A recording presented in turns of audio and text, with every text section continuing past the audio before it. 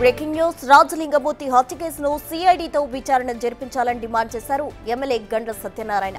సుపారీ ముఠాతో హత్య చేయించినట్టుగా అనుమానం వ్యక్తం చేశారు. ప్రభుత్వం వెంటనే పూర్తి స్థాయి విచారణకు ఆదేశించాలని కోరారు.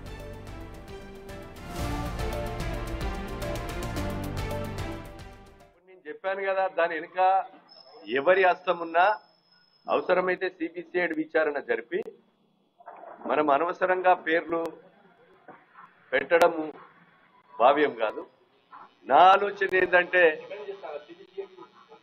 డిమాండ్ చేస్తున్నాం, కోరుతున్నాం. మా కోమటిరెడ్డి వెంకరెడ్డి గారు కూడా కోరారు, మంత్రి. నేను కూడా కోరుతున్నా. అలాంటప్పుడు అది దీనికి ఏది దాని వెనకే ఏ మూట ఉంది? ఎవరన్నా హత్య చేసిపోయి వీళ్ళను సరెండర్ కమ్మని చెప్పారా? లేకపోతే ఎవరన్నా వెనుక ఉండి ఇది చేయించారా? అన్ని కూడా బయటపడతాయి కదా, నిజాలు బయటపడాలి. ఇలాంటి హత్యలు జరగకూడదు. ఈ భూపాలపల్లిలో ఈ హత్య రాజకీయాలు అనేది ఉండకూడదు అనేది ప్రభుత్వ లక్ష్యం.